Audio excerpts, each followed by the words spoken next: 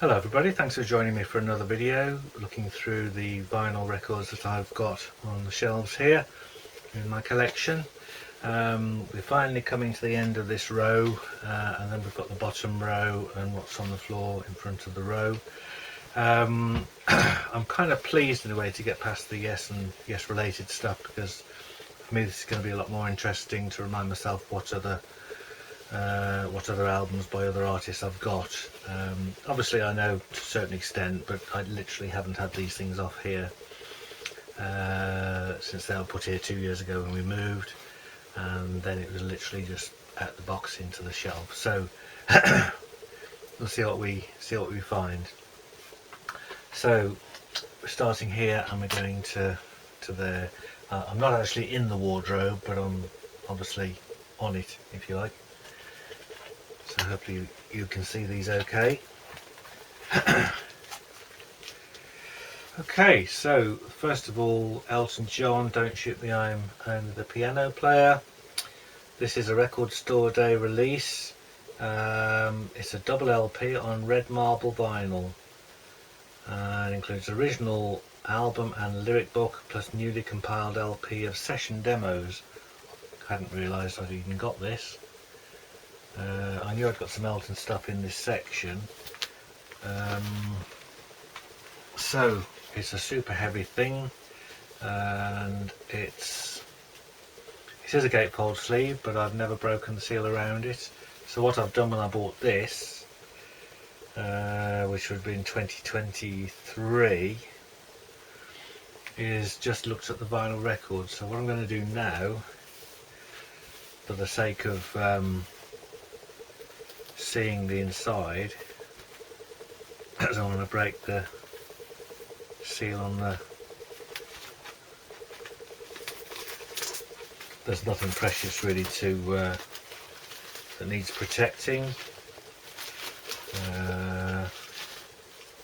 So what I'll do with that sort of hype sticker, I'll carefully peel that off and put it onto the front of the record. So as I say, it's a lovely, these are made in Czechoslovakia, I believe. So opening it up, and that's the inside. So that's just the same as the original album. So what we've got in the front pocket is a lovely swirl, dark red and white swirl, so that must be the original album, I should think. Yep, looks like it. So we've got a multicoloured vinyl pressing of the original album, and then this book.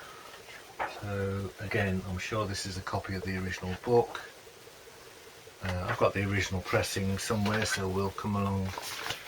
We'll come to that and be able to compare them. So let me try and see if I can get those back in there.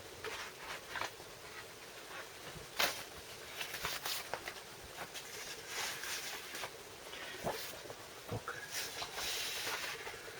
And then in the back, this is the second LP with the demos on. So we've got session demos of pretty much every track by the looks of things. Yeah. So I'd say pretty much every track is included, and there's some additional tracks. Jack Rabbit wasn't on the album, was it? So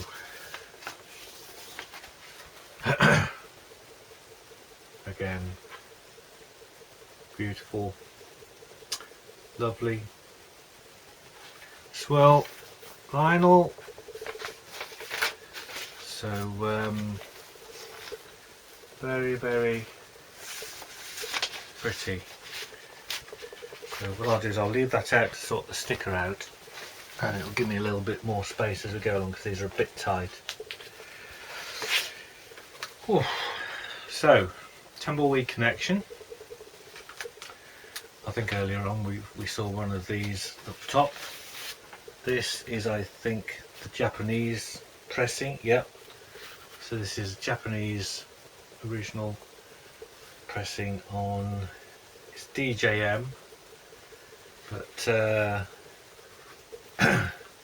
there's no obi strip with it, but the book is there.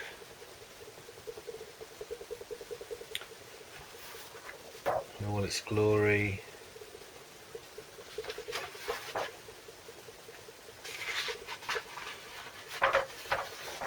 Stuck to there.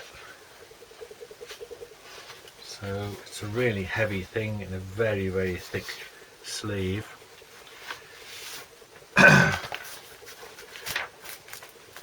And then you get Japanese insert.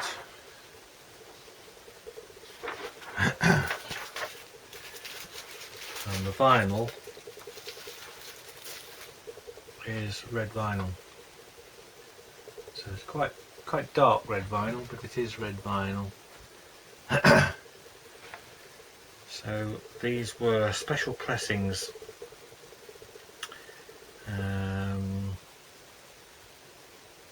It's got the DJM label, but they're quite sought after. Certainly if you get a Pink Floyd one, worth megabucks. Sure, he's not quite up there, but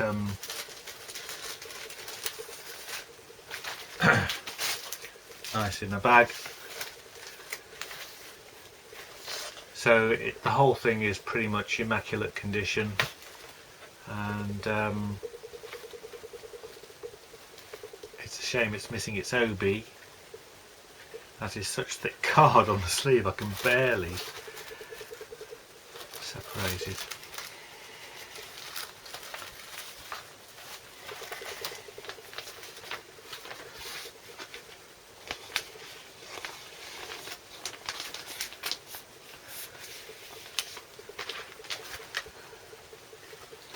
That's a lovely thing. Okay, then we've got, I think this is my original copy of Captain Fantastic, which I bought in the 70s. Really got me hooked into not only clever music, and it was also the cover and the sleeve and the whole thing about it, really. Obviously this was Elton's kind of giant status album, which broke in big time in America, or let's say it consolidated from the Goodbye Yellow Brick Road album. So it's got all the innards. So yellow label, DJM.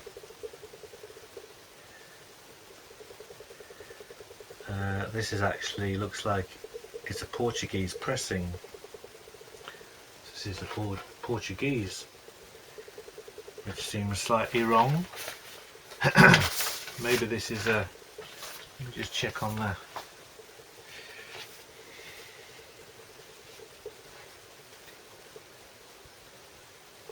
It is Portuguese, so yeah, so it's got slightly different inside writing there, Portuguese, movie play Portuguesa, so it's all correct. But you get the lyrics book,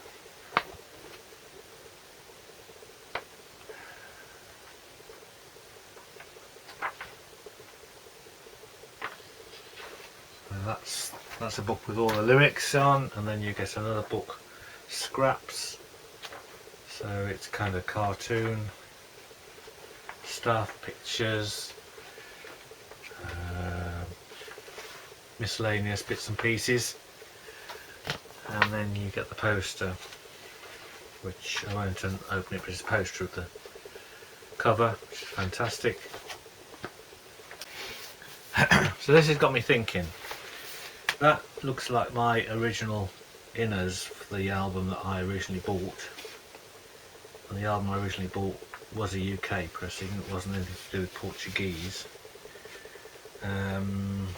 So I'm just wondering whether we'll come across that, but without its inners, whether the inners have got mixed up. God only knows. Anyway, if you haven't heard it, you've got to hear Captain Fantastic. It is a stunning album. I love it. I play it from start to finish quite often on CD. It's got a flow through it. It's completely autobiographical, and that's just a copy of his greatest hits album. I think I picked it up at a record fair, dirt cheap. It has the inner bag.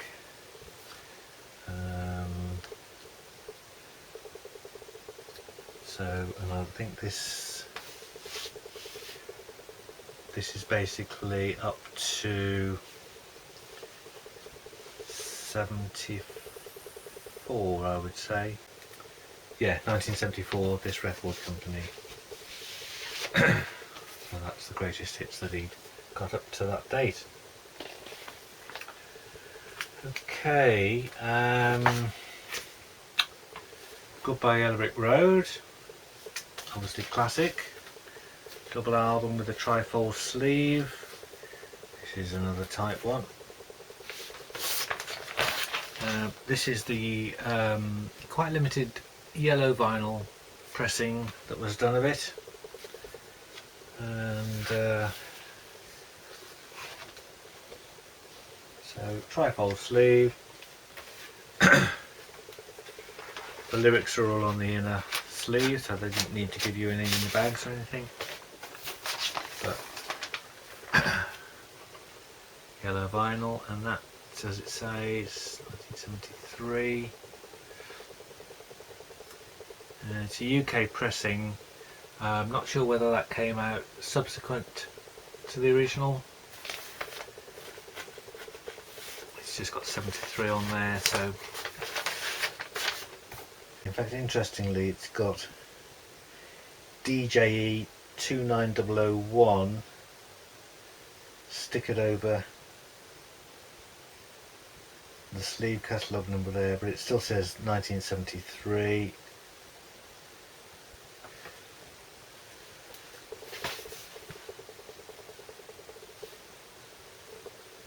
Yeah. Oh, interestingly, and on the spine. So they're obviously using a different catalogue number for this.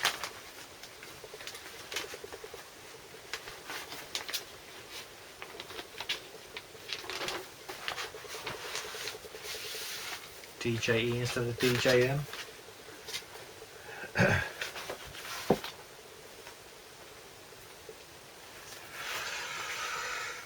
Okay, this is recent Back to Black repressing.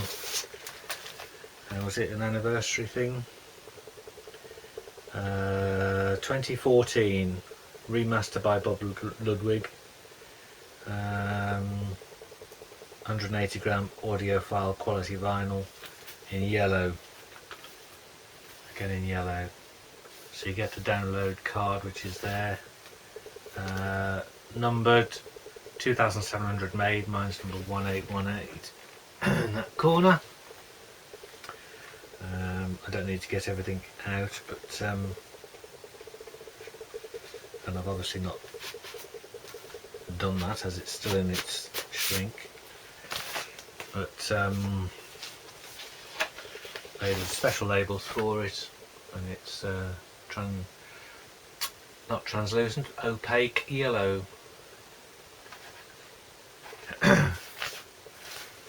So I'm sure that would sound really, really nice.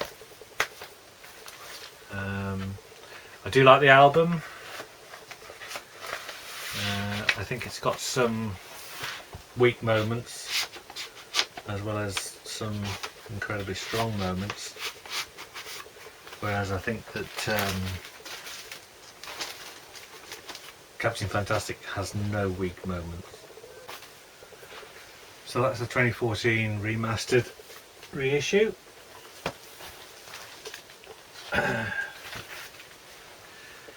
Okay, this looks like my original pressing that I bought. Probably got it in the mid-70s. DJE 29001. Full price double, it says on there. So maybe they changed the catalogue number. But yeah, DJE 29001. No need for a sticker on it, that's what it says. And obviously this was just black vinyl. But I'm really proud of how I've kept that in such good condition. That's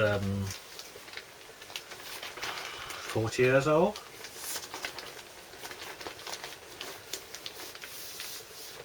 So yeah, beautiful. And then one more version of this album, and I think this is the picture disc version, if I'm right. So yes, I've got it in a kind of a translucent fold out plastic cover. I've got no sticker on it. 2014 Mercury Records. Can't believe that's 10 years. Yeah. So it's a double album.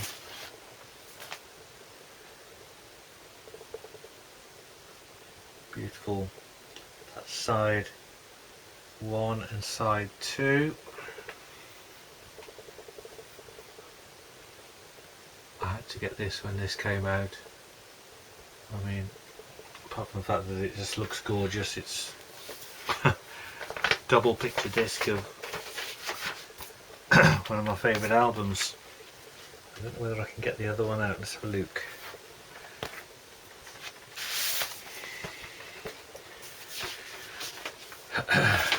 So that's should be side 3 and 4. Yep. With each song had a little painting done, and those are carried forward to the picture disc. So it's a really beautiful quality thing, and I suppose 2014, we're talking 40 years, aren't we? So like that that last one I showed you, these are effectively 40-year anniversary pressings.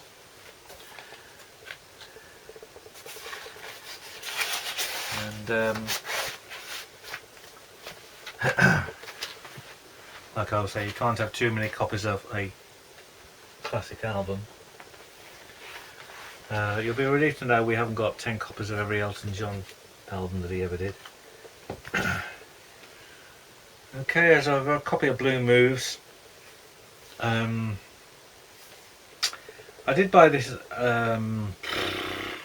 probably at the time, 76. Yeah, 76.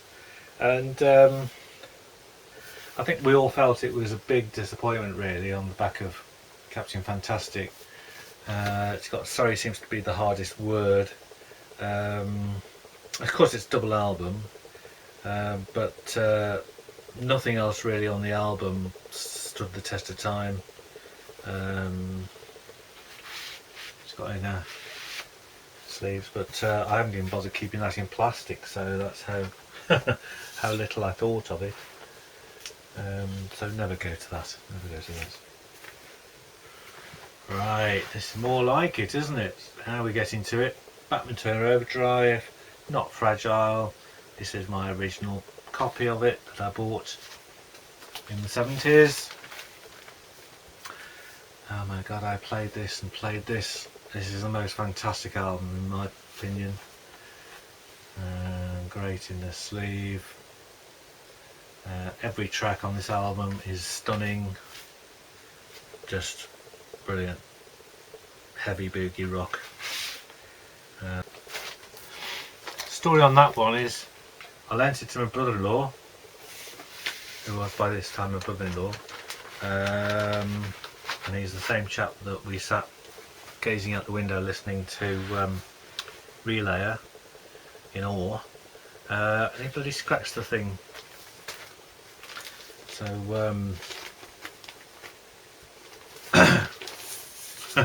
in my mind 2 of the tracks come with a scratch, but we play the CD these days so I don't need to. But anyway, kept it for nostalgic reasons. Boston Third Stage, is it called? Yeah. Now, first album classic, second album near classic, third album always struggle. I'd say it's pretty good. Compared to most of the music we seem to have to listen to these days. It is near classic. Amanda, Tool the Engines, A Man I'll Never Be is on it, is it? No, that's on. Is that on the second one, isn't it?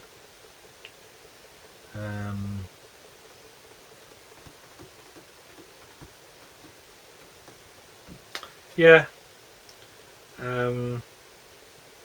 I just think that it's music from a time gone by, really. Got a nice inner sleeve, and yeah, you can't keep up that sort of standard that they got with the first album. They did well on the second album, but starting to struggle there, and then I think it kind of starts to fall apart after that. But yeah, I've gotta love Boston. Right, okay, so we've got Deep Purple Stormbringer. This is a repressing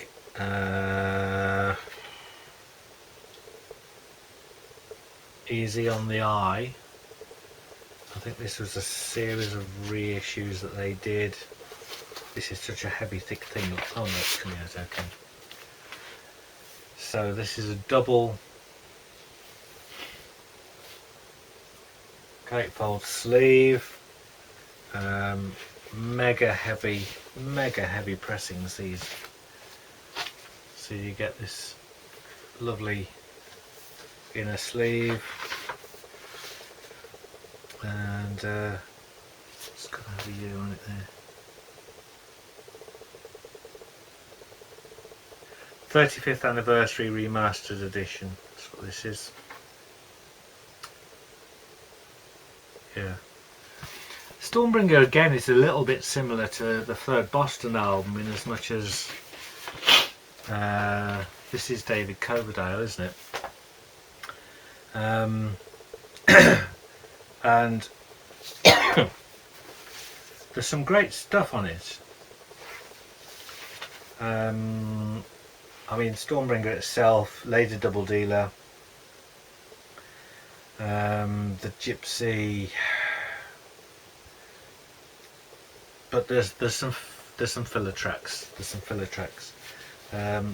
Sides 3 and 4 of this are basically rarities, instrumentals, quad mixes, and remixes.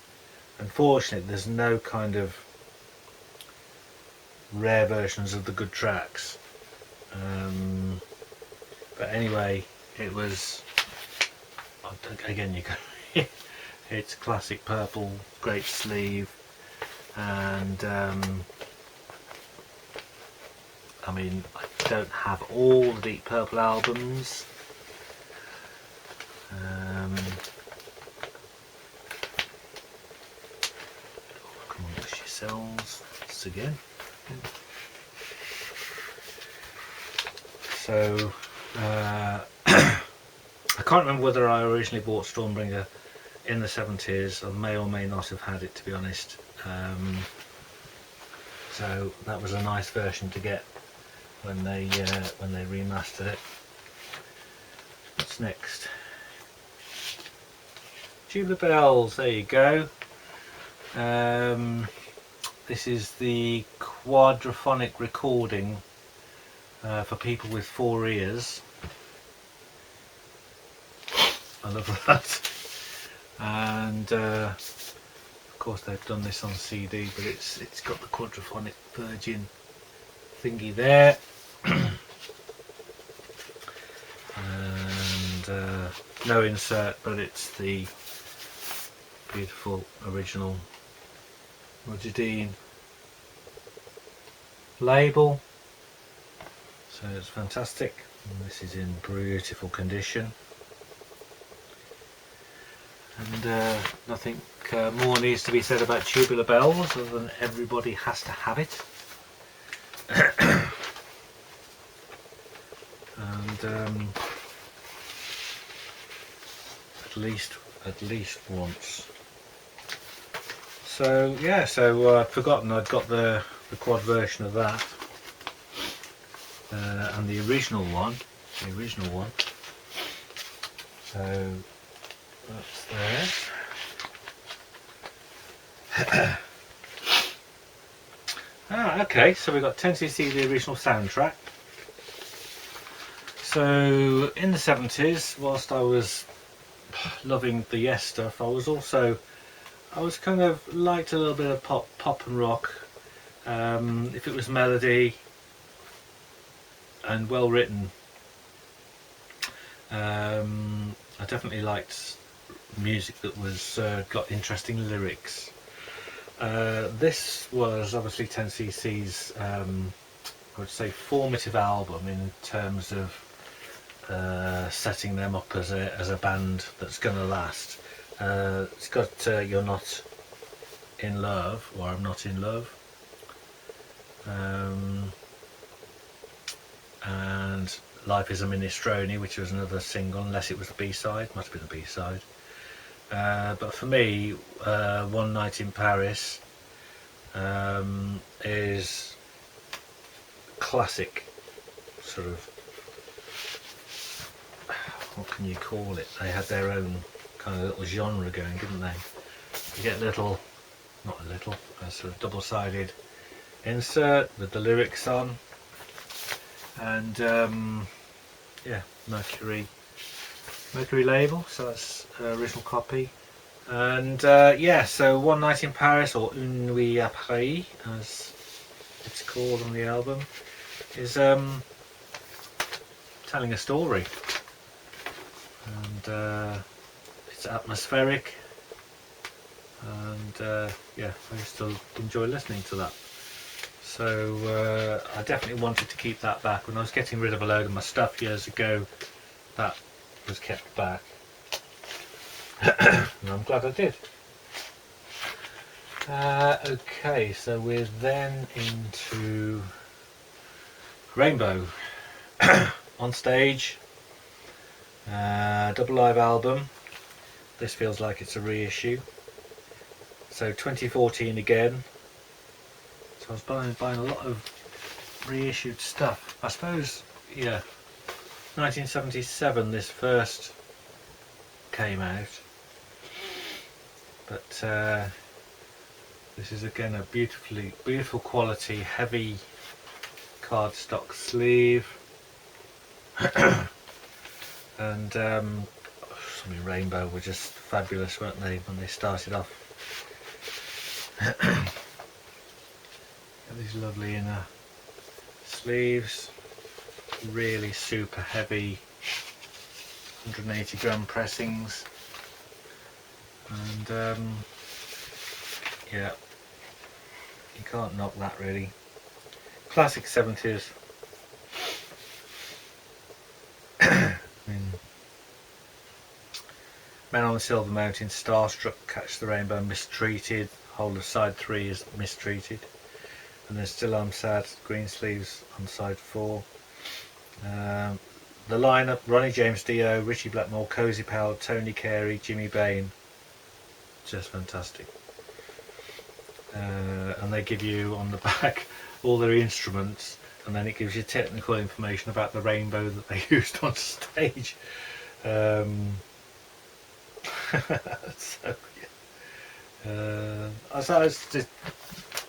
I just enjoyed getting that, and yeah, who's to say I won't play that at some stage.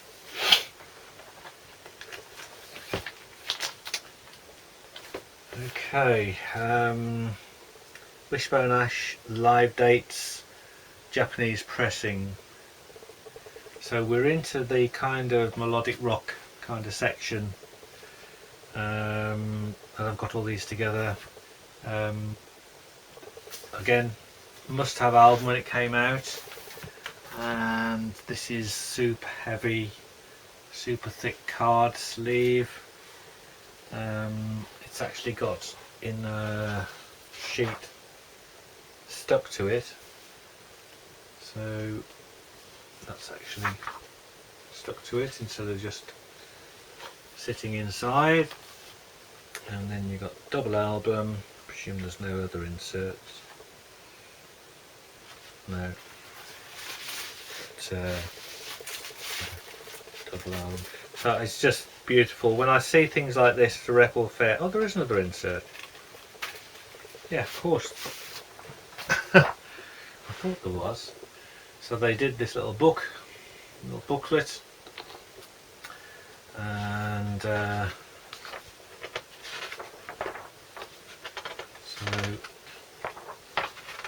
it's the sort of thing you used to get in the 70s for your money.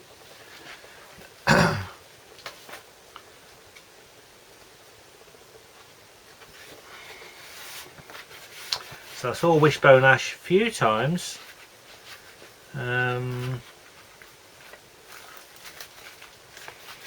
Certainly 1970 Front Page News tour, and the one that came before that, can't remember, somebody will tell me, but I saw them a couple of times. They toured quite regularly in England in the late 70s and established a really good following. Of course there's two versions going today, at least two versions. And then next to that, okay, so this is Live Dates Volume 2, obviously not Japanese, and this was a much later release, I think, 1980, recorded at Wolverhampton Civic Hall, Bristol Colston Hall, Hull City Hall, Hammersmith Odeon London, and Bristol Colston Hall again. So it's recorded between 78 and 80, but most on the 80 tour, so that's the tour that I would have gone to. Again a double. This is a limited edition version, which gives you an extra album, so it's just, the standard one is a single album, and this is a double album. It says free album of extra live dates, limited edition. So yeah, the additional tracks are Lorelei, Persephone, You Rescue Me, Time Was, Goodbye Baby, No Easy Road. So again, that's they did a volume 3, haven't they, of live dates, and I haven't got that, I'm pretty sure. But I've got most of their stuff on CD. Okay, oh, then we just got the Changes Bowie double album, Greatest Hits, Sound and Vision, essential really. Yeah, this album contains 3 bonus tracks: Starman, Life on Mars, Sound and Vision. But it is a gatefold.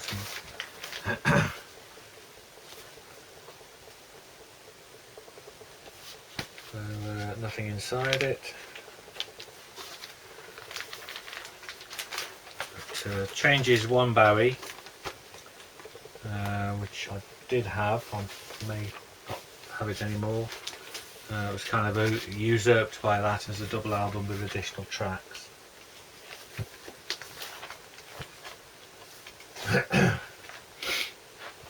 Okay, it's my original copy of Aladdin Sane. One of, if not my favourite of all Bowie albums. It's in pretty good nick considering the amount of time I've owned this, played it. RCA Victor.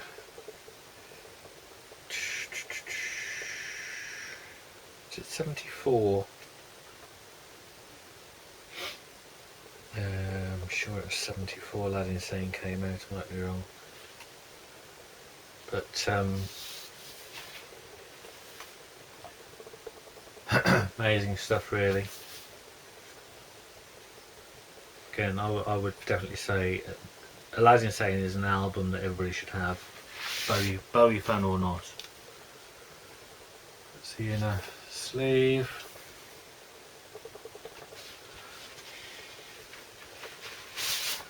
Got an additional protective in the sleeve. 73 Aladdin Sane. It's absolutely every track's just dynamite, isn't it?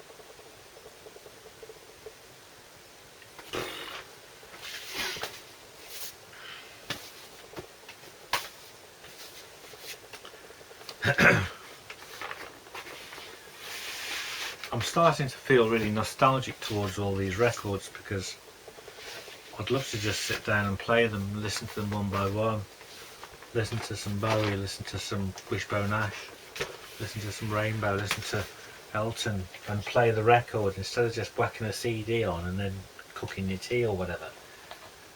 It's for me, it's what vinyl's all about. It's about the handling of the sleeve, placing it on. I'm starting to get a bit choked because this is like it's reminding me of why I love vinyl records so much and why I collect the bloody things. I think we'll do one more and then we'll call that this. We're about almost halfway through this section. So this is Bruce's River album. Again, obviously original.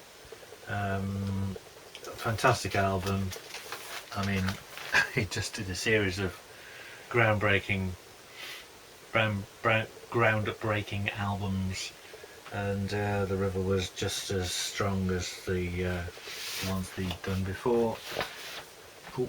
So, gosh, didn't realise all these things came with it. So,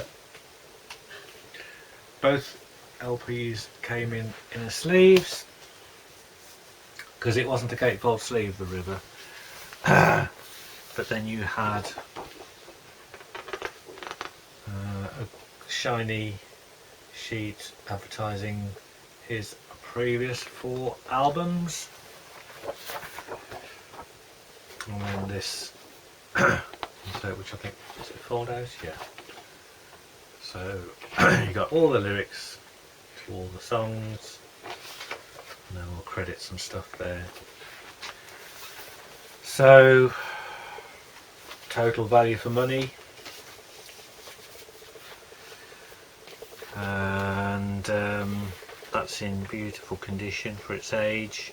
Not mint by any stretch of the imagination, but it's been played, it's been enjoyed, it's been looked after. And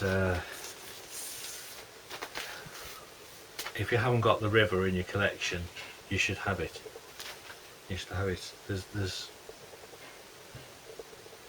every single song over 4 sides is an absolute classic, and it was recorded better than his earlier ones. I mean, Darkness album wasn't recorded well to my mind, or wasn't produced well, but the River, very, very nice.